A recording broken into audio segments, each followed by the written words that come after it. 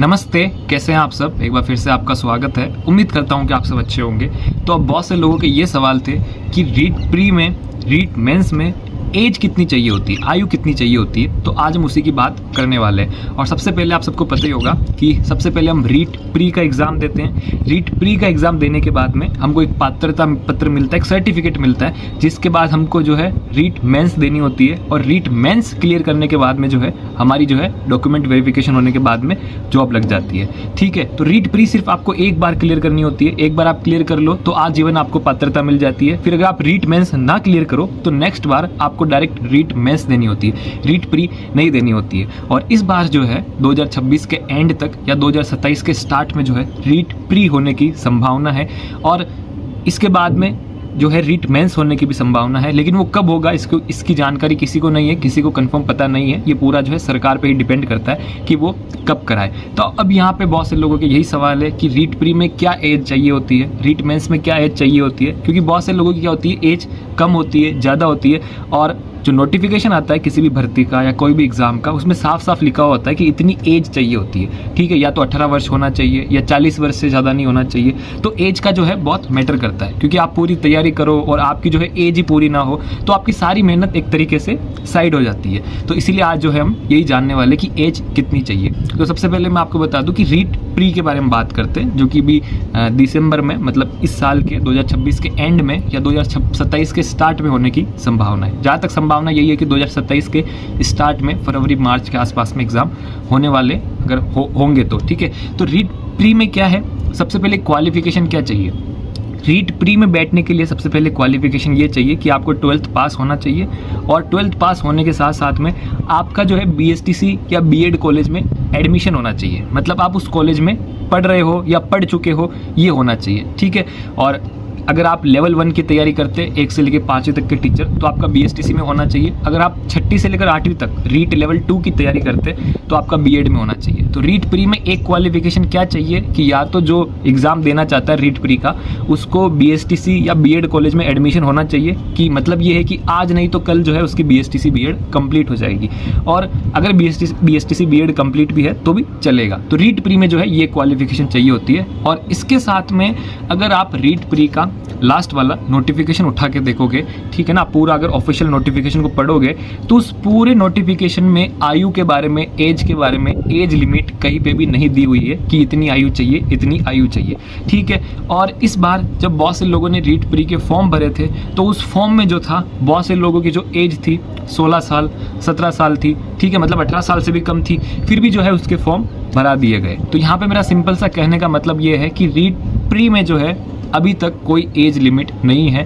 ठीक है, आप जो है 17 साल के हो, 16 साल के हो, ठीक है ना, क्योंकि हम जब तक BSTC में आएंगे या बीएड में आएंगे तो मिनिमम बहुत नीचे तक ले रहा हूँ मैं, तो 16-17 ही एज होगी, उससे कम तो नहीं हो सकती है। तो 16-17 साल के हो या 18 के होने वाले हो तो आप रीट प्री में जो है भर सकते हो। रीट प्री में जो है अभी तक एज की कोई लिमिट नहीं है। ठीक है ना, और तो रीट प्री का क्लियर हो गया कि रीट प्री में जो है कोई एज लिमिट नहीं है। लास्ट बार जो है 16-17 साल वालों ने भी फॉर्म भरे थे, कोई दिक्कत नहीं हुई थी। तो रीट प्री में जो है एज लिमिट नहीं है। ठीक है ना, आपकी आयु जो भी है आप भर सकते हो। बस ये शर्त होनी चाहिए कि आपका BSTC कॉलेज में या बीएड कॉलेज में एडमिशन होना चाहिए, या आपकी BSTC बीएड जो है कंप्लीट होनी चाहिए। तो ये हो गई बात रीट प्री की कि रीट प्री के बैठने के लिए क्या होना चाहिए। और रीट प्री क्लियर करने के बाद में जो लोग रीट प्री क्लियर कर लेते हैं वो बैठते हैं रीट मेंस में। तो अब हम बात करते हैं कि रीट मेंस में कितनी एज होनी चाहिए। ठीक है, और रीट प्री और मेंस के बारे में अगर आपको और जानना हो तो आप यूट्यूब पे सर्च कर सकते हैं। तो यूट्यूब पे जो है बहुत सारी वीडियोस आ जाएगी, आप वहाँ से जाके देख सकते हो। और मैंने भी वीडियो बनाई हुई है कि रीट प्री क्या है, मेंस क्या है, कैसे सब कुछ होता है, वो भी आप देख सकते हो। और सबसे पहले मैं यही कहूँगा कि रीट प्री को समझ लो, उसकी तैयारी करो, और उसके बाद में जो है आप रीट मेंस पे अच्छे से बाद में समझ लेना। और जो है अभी आपका और कोई पहले एग्जाम आ रहा हो तो थोड़ा आप उस पर भी ध्यान देना। तो रीट प्री का पूरा बात हमने कर लिया, वहाँ पे कोई एज लिमिट नहीं है। अब हम बात करते हैं रीट मेंस के बारे में।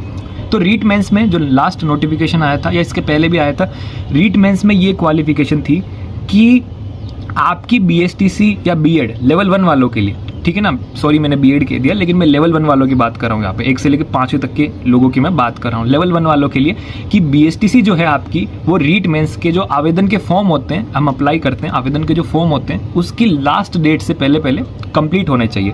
जो उसकी लास्ट डेट होती है अप्लाई करने की रीट मेंस के फॉर्म की, उससे पहले जो है आपकी BSTC कंप्लीट होनी चाहिए। अगर आपकी BSTC उससे पहले कंप्लीट हो जाती है, आपके एग्ज़ाम हो जाते हैं, तो आप जो है रीट मेंस में बैठ पाएंगे। ये होती है रीट मेंस में बैठने की क्वालिफाइंग, और अभी तक जो है यही चलती आ रही है। और एज जो है रीट मेंस में वो जो है 18 साल से लेकर 40 साल के बीच में होनी चाहिए। ठीक है, क्या है, 18 साल से लेकर 40 साल के बीच में होनी चाहिए। और मान लो कि रीट मेंस का एग्ज़ाम जो है फरवरी 2027 में हो रहा है। रीट मेंस का एग्ज़ाम क्या है, फरवरी 2027 में या मार्च 2027 में हो रहा है। तो 1 जनवरी 2028 तक जो है वो आदमी जो भी हो 18 साल का हो जाना चाहिए। ठीक है, तो कहने का मतलब ये है कि रीट मेंस का जब एग्ज़ाम होगा उस टाइम अगर आपकी एज 17.5 साल भी है तो आप दे पाओगे, क्योंकि जब तक डॉक्यूमेंट वेरिफिकेशन होगा आपकी एज जो है 18 साल हो जाएगी। ठीक है, लेकिन रीट मेंस में ऑन द पेपर लिखा हुआ है कि 18 साल से लेकर 40 साल के बीच में जो है वो रीट मेंस दे सकते हैं। और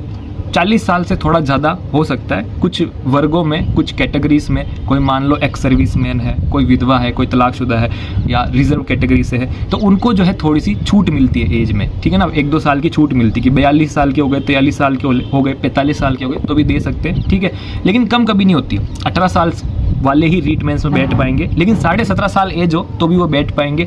ठीक है, क्योंकि जब तक डॉक्यूमेंट वेरिफिकेशन होगा तो वो 17.5 साल वाले या 17 साल से थोड़े से ऊपर वाले वो है 18 साल के हो जाएंगे। और जब नोटिफिकेशन आएगा रीट मेंस का तो वहाँ पे सब कुछ लिखा होता है कि इस डेट को जो है 18 साल का होना चाहिए बंदा, जो कि एग्ज़ाम से मतलब अगले साल होता है। नॉर्मली क्या होता है, मान लो कि एग्ज़ाम जो है वो फरवरी 2027 में, तो 1 जनवरी 2028 में जो है उस 1 जनवरी 2028 तारीख को जो है, ठीक है ना, उस तारीख को जो है वो 18 साल का होना चाहिए कैसे भी करके। ठीक है, उससे पहले जो है 18 साल का होना चाहिए, ऐसा रूल होता है। लेकिन फिर भी जब नोटिफिकेशन आएगा तो पता चल जाएगा। तो यहाँ पर जो है रीट प्री में जो है क्वालिफिकेशन मैंने आपको बता दी कि कॉलेज में एडमिशन होना चाहिए, BSTC या B.Ed में। ठीक है, और जो एज है वो एज लिमिट नहीं है। और रीट मेंस में जो है आपकी BSTC कंप्लीट होनी चाहिए और एज लिमिट जो है वो 18 से लेकर 40 के बीच में।